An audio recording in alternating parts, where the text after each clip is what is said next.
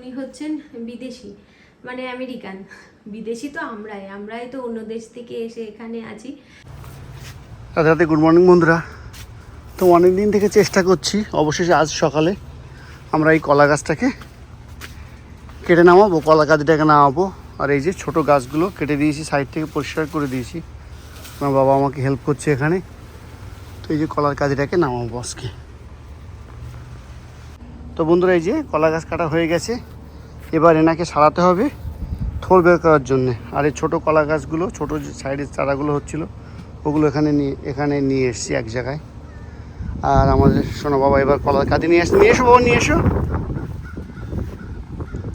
ইয়ে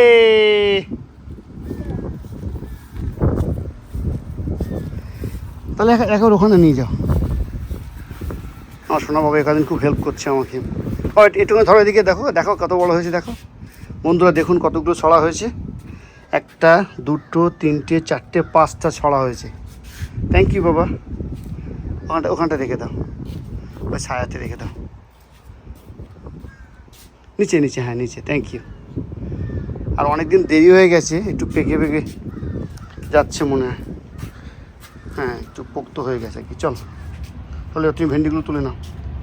তো বন্ধুরা এই যে কলা গাছ থেকে এই থোড়গুলো কালেক্ট করেছি, আর তারপর এই কলা পাতাগুলো কেটে নিয়েছি। এগুলো ইউজ করব, এগুলো ভিতরে রাখতে হবে ঘরের ভিতরে ধুয়ে।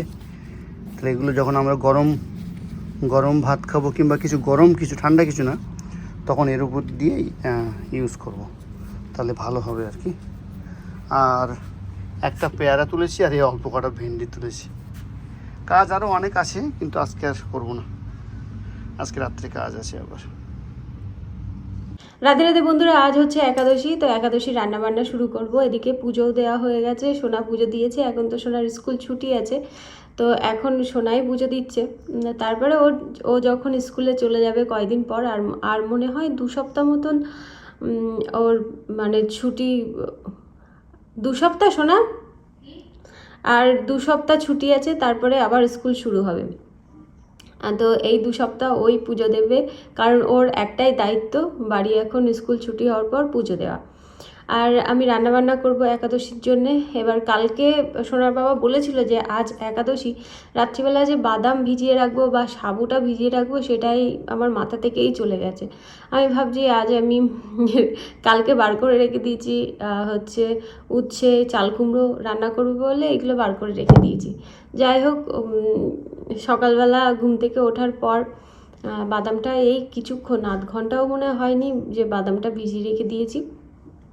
তো এখন বাদামটা সিদ্ধ করব, আর দেখি কি কি রান্না করা যায়। যেহেতু বাড়ির গাছের কাঁচকলা আছে, তো ভাবছি যে কাঁচকলা রান্না করব আলু দিয়ে।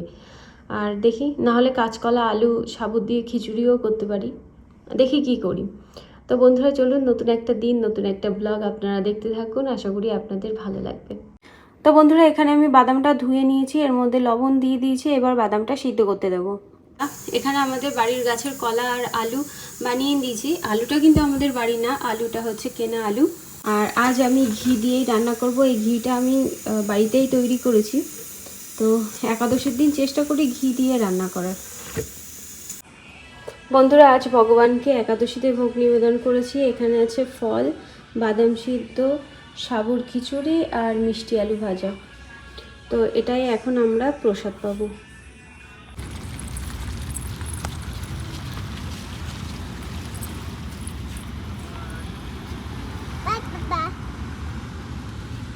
ওই দেখ, হ্যাঁ কত বড় দেখেছিস, সাদা হয়ে গেছে। কি জানি আজকে তুলবে কিনা ওর বাবা। তো বন্ধুরা সোনার বাবা ডিউটিতে যাওয়ার পর আমরা ঘরে কিছুক্ষণ ছিলাম, তারপরে আবার চলে এসেছি বাইরে। তার কারণ হচ্ছে বাইরে বৃষ্টি হচ্ছিল। এই যে কিছুক্ষণ আগেই বৃষ্টিটা কম হলো, ওই জন্যেই আমরা এখন বাইরে ঘুরঘুর করছি। তো বন্ধুরা এই 2 মাস বাচ্চাদের স্কুল ছুটি ছিল, কিভাবে যে এই 2 মাস চলে গেল বুঝতেই পারলাম না। আর তো বেশি দিন নেই, তারপরে আবার এদের স্কুল শুরু হয়ে যাবে। তখন আমিও ওদের সঙ্গে সঙ্গে ব্যস্ত হয়ে যাব। এই 2 মাস ভালোই কাটালাম, কিন্তু ভীষণ আফসোস হচ্ছিল, যদি আমরা দেশে যেতে পারতাম আরও বেশি ভালো হতো।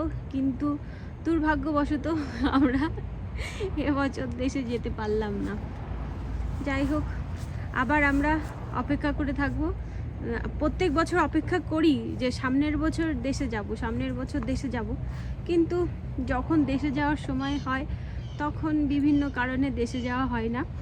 তো এবারও তাই হয়েছিল, আমরা অপেক্ষা করেছিলাম যে দেশে যাব, কিন্তু দেশে যাওয়া হয়নি। তো বাচ্চাদের তো স্কুল ছুটি শেষ হয়ে গেল, আবারও অপেক্ষা করছি যে মনে এটা রেখে দিয়েছি, হ্যাঁ সামনের বছর দেশে যাব, কিন্তু জানি না সামনের বছর আবার দেশে যেতে পারবো কিনা। ওই যে আমাদের এখান দিয়ে পুলিশ গাড়ি যাচ্ছে, ওই যে এই চলে গেল, চলে আপনাদের দেখাতে দেখাতেই গাড়িটা চলে গেল। মাঝে মাঝেই বাড়ির সামনে দিয়ে পুলিশের গাড়ি যাতায়াত করে, এটা বেশ ভালো। তো চলুন আমরা একটুখানি হাঁটাহাঁটি করি, তারপরে ঘরে যাব, দেখি কিছু রান্না বান্না করতে হয় কিনা। যদি রান্না করতে হয় তাহলে ওই যে কি করে যেন একাদশীর রোস্টি, তো ওটাই রান্না করব।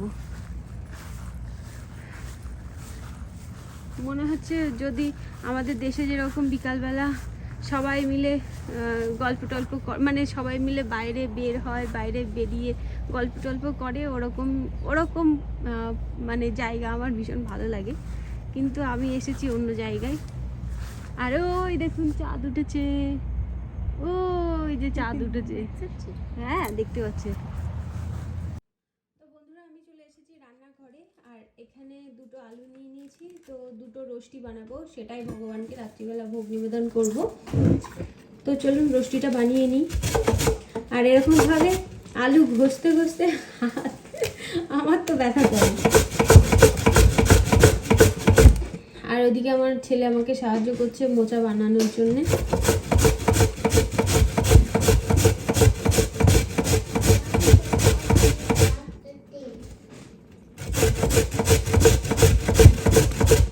তো এইগুলো বানানোর পর তারপরে হচ্ছে কালকের জন্য সবজি বানিয়ে রেখে দেবো।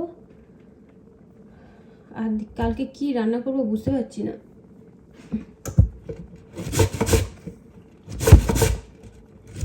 রুটিটা কিন্তু আমি ঘি দিয়েই বানাচ্ছি। তো একাদশীতে এখন আমি চেষ্টা করি ঘি দিয়ে রান্না করার। তো দেখুন এক পাশ হয়ে গেছে খুব ভালোভাবেই, আমি এরকমই চেয়েছিলাম, একটু বেশি ফ্রাই হবে।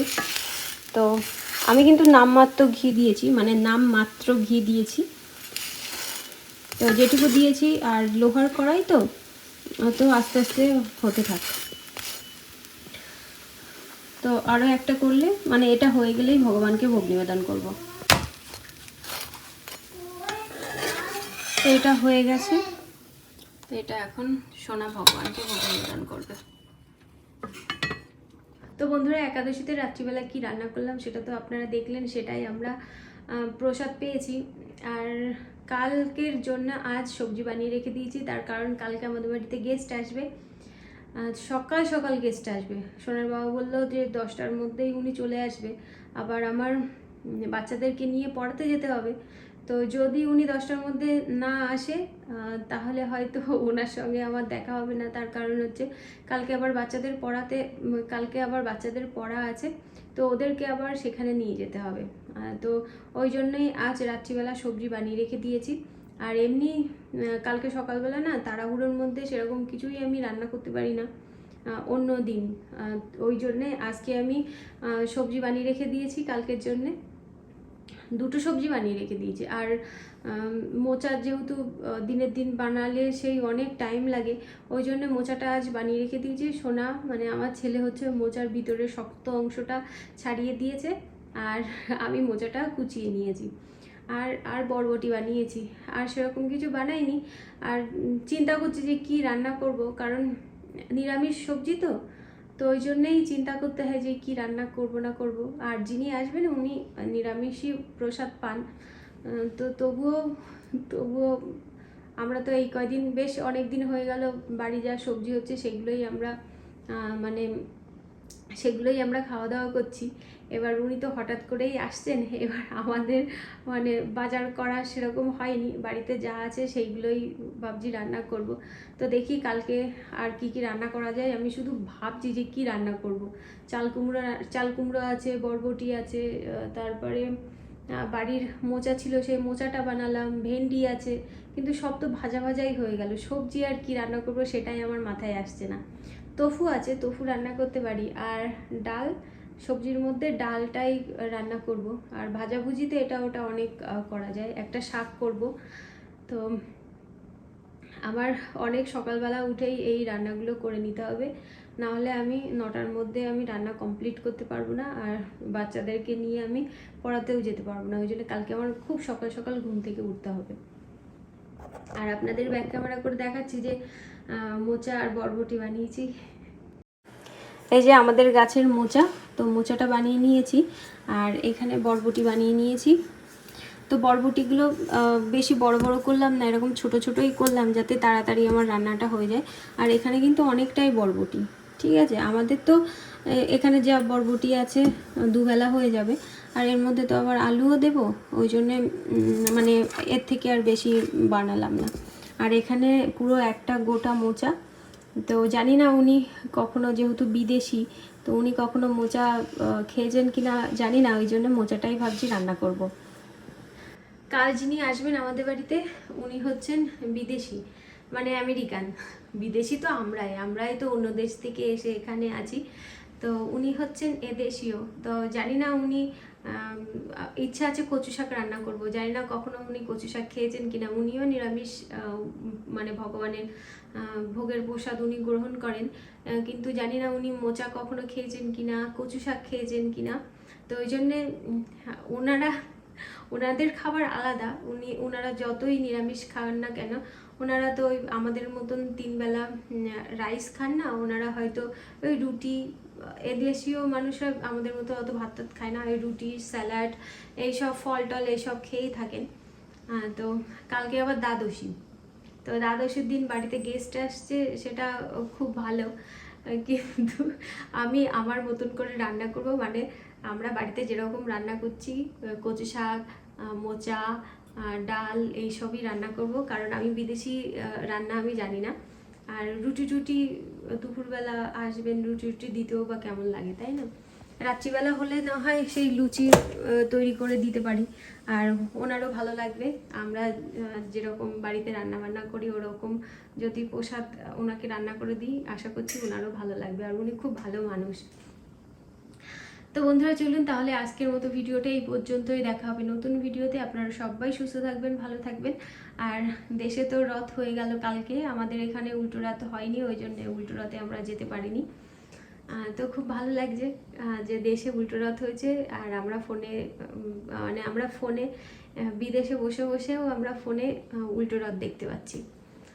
তো বন্ধুরা চলুন তাহলে আজকের মতো ভিডিওটা এই পর্যন্তই, দেখা হবে নতুন ভিডিওতে। আপনারা সবাই সুস্থ থাকবেন, ভালো থাকবেন, বাই বাই, রাধে রাধে।